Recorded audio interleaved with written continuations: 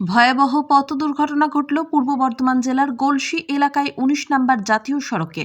স্থানীয় সূত্র মারফত জানা গিয়েছে, উত্তর ২৪ পরগনা জেলার বনগাঁ এলাকার বাসিন্দারা কুম্ভ মেলা থেকে ফেরার সময় এই দুর্ঘটনা ঘটে। কুম্ভ মেলা থেকে ফেরার সময় গলসি এলাকায় একটি যাত্রীবাহী বাস রাস্তার ধারে দাঁড়িয়ে থাকা পরপর ৩টি গাড়িতে ধাক্কা মারে এবং ধাক্কা মারার সঙ্গে সঙ্গেই বাসের সামনের অংশটি দুমড়ে মুচড়ে যায়। চালক ঠিকমতো ব্রেক কষতে পারেনি। এরপর রাস্তার ধারে দাঁড়িয়ে থাকা একটি ট্রাক্টরকে মুখোমুখি ধাক্কা মারে এবং বাস ট্রাক্টর দুটোই উল্টে যায়। স্থানীয় মানুষজনই প্রথমে উদ্ধার কাজে হাত লাগায়। খবর দেওয়া হয় গলসি থানার পুলিশকে।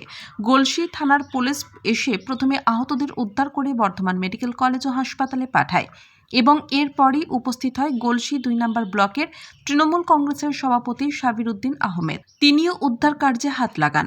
বাস যাত্রীদের সাথে কথা বলে জানতে পারা যায়, একটানা গাড়ি চালানোর ফলেই ড্রাইভার অনেকটাই ক্লান্ত হয়ে পড়েছিলেন এবং ড্রাইভারের চোখ লেগে গিয়েছিল, আর সেই কারণেই এই দুর্ঘটনা ঘটেছে বলে প্রাথমিকভাবে জানা যাচ্ছে।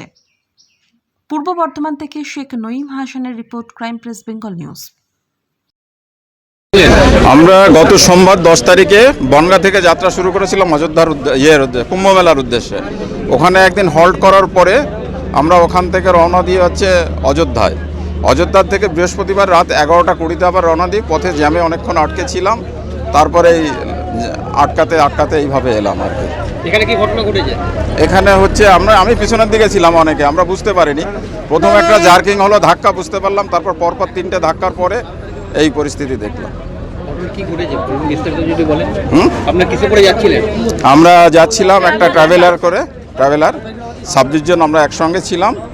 আমরা ওখান থেকে ফিরছিলাম। প্রথম বুঝলাম একটা গাড়ির সঙ্গে ট্যাঙ্কারের সঙ্গে ধাক্কা হয়েছে। পরে আমি তো গাড়ির ভিতরে ছিলাম। তারপরে একটা রানিং সুমোকে মেরেছে। তারপরে হচ্ছে এখানে দাঁড়িয়ে থাকা একটা ট্র্যাক্টরকে মেরেছে। ওখানে কি কারণে মনে হচ্ছে? এখন কারণটা হয়তো বা ড্রাইভার ক্লান্ত ছিল, সেটা একটা বড় কারণ হতে পারে। ক্লান্তিতে এই জিনিসটা হয়েছে, অথবা সামনে যে ছিল সে ঠিকমতো সাইড নিতে পারেনি সামনের গাড়ির থেকে। শেষ কখন আপনারা দাঁড়িয়ে রেস্ট নিয়েছিলেন? শেষ আমরা দাঁড়িয়ে রেস্ট নিয়েছি আপনার রানীগঞ্জে। হ্যাঁ, এখানে এসে ঘটনাটা ঘটলো। আহত কতজন হয়েছে? আহত 10 থেকে 12 জন। ড্রাইভারের অবস্থা এখন কেমন? ড্রাইভার যথেষ্ট সিরিয়াস, তাছাড়া আমাদের টিমের আরও কয়েকজন বেশ সিরিয়াস। ড্রাইভারের অবস্থা খুবই, 10 থেকে 12 জন ইনজিওর্ড, তার ভিতর ড্রাইভার এবং আরেকজন যথেষ্ট ইনজিওর্ড, হাইলি ইনজিওর্ড। আপনাদের সাথে দেখা করতে কারা এসেছিল? লোকাল কেউ এসেছিল? হ্যাঁ, লোকাল লোক আমাদেরকে ভীষণভাবে সহযোগিতা করেছে। তাদের জন্যই আমরা প্রাথমিকভাবে রক্ষা পেয়েছি। গাড়ি থেকে আমাদেরকে লোকাল লোকরাই প্রথম টেনে বের করেছে। হ্যাঁ, না, পুলিশও যথেষ্ট সহযোগিতা করেছে। পুলিশ তার সদর্থক ভূমিকা পালন করেছে। কিভাবে বাড়ি যাবেন? এখন থেকে পুলিশের সঙ্গে কথা হলো, এনারা ব্যবস্থা করে দেবেন। এখন এই মতো অবস্থা, আমাদের একটা এখানে হোটেলে থাকার ব্যবস্থা করে দিচ্ছেন।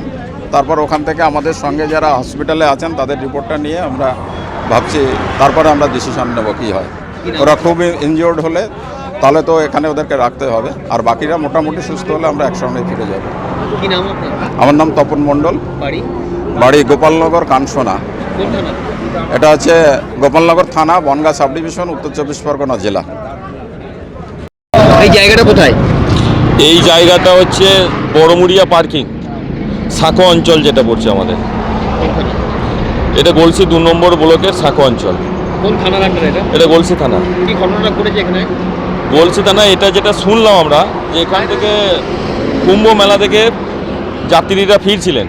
ফেরার সময় ড্রাইভার হয়তো ঘুমিয়ে গিয়েছিল বা যে কোনো কারণবশত, সেটা তো জানি না, সবটাই শোনা কথা।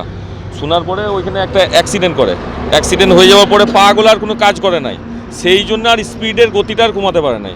আসার পরে এখানে আমাদের দাঁড়িয়েছিল আমাদের গলসিরই একটা গাড়ি, ট্রাক্টর, গোমটপুরের দাঁড়িয়েছিল। এই ট্রাক্টরটাকে এসে মারে। এই ট্রাক্টরটাকে যদি না মারতো, গাড়ি একবারে ক্যানেলে পার পেরিয়ে যেত, ক্যানেলে গিয়ে পড়তো। আপনি শোনার পর কীরকম সহযোগিতা করলেন? শোনার পরে আমি শুধু নয়, আমাদের এখানের সাঁকো অঞ্চলের বড়মুড়ি গ্রামের এলাকাবাসী যারাই ছিল তারা সঙ্গে সঙ্গে ছুটে এসছে।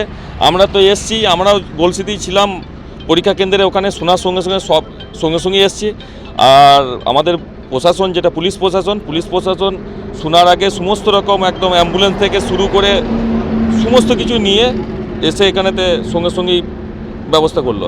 আর সব থেকে বড় টাইম হচ্ছে এই মুহূর্তে হচ্ছে মাধ্যমিকের সময়কাল।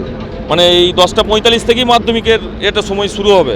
এবার এই মুহূর্তেই অ্যাক্সিডেন্ট, এই টাইমে মাধ্যমিকের যাত্রীরাও মানে যারা ছাত্রছাত্রী তারাও চলাফেরা করছে। পুলিশ প্রশাসন শোনার পরে সঙ্গে সঙ্গে ক্রেন নিয়ে এসে অ্যাম্বুলেন্স নিয়ে এসে তাদেরকে উদ্ধার করে, আমরাও শুধু সাথে ছিলাম, আমাদের সাঁকো অঞ্চলের সবাই সাথে ছিল, গ্রামবাসীরাও সাথে ছিল। সঙ্গে সঙ্গে তাদেরকে বর্ধমান ট্রান্সফারও করা হয়েছে, রোড যানজট মুক্ত করা হয়েছে। পরীক্ষা কেন্দ্রে যারা যাবার তারাও ঠিকঠাকভাবে পৌঁছে গেছে। ভগবানের আশীর্বাদে এখনো পর্যন্ত কারো কিছু হয় না, ওই ড্রাইভারের একটু ক্ষয়ক্ষতির জায়গাটা বোঝা আছে। আর ভাগ্যক্রমে আমাদের ট্রাক্টরের উপরেও কেউ ছিল না, ট্রাক্টরটা দাঁড়িয়ে ছিল পার্কিংয়ে। এই গুরুতর আহত কি হয়েছে? গুরুতর আহত বলতে না টেস্ট করা পর্যন্ত পুরোটাই তো একটা ডাক্তারি ব্যাপার, ওটা তো বলা যাবে না। তবে ড্রাইভারের যেটা দেখলাম, প্রথম যে অ্যাক্সিডেন্টটা করেছে, অ্যাক্সিডেন্ট করার পরে পাটা না চাপা গেছে। এবার চাপা যাওয়ার পরেতে পাটার কাজ করতে পারে না, অ্যাক্সিলেটার বা এয়ার কাজ করতে পারে না। সেটা করার পরেতেই তারপরেতেই এখানে এসে পরপর গাড়ি মেরে গেছে। আপনার নাম? আমি শেখ সাবির উদ্দিন আহমেদ, পরিচয়? আমি সভাপতি গলসি 2 নম্বর ব্লক তৃণমূল কংগ্রেস।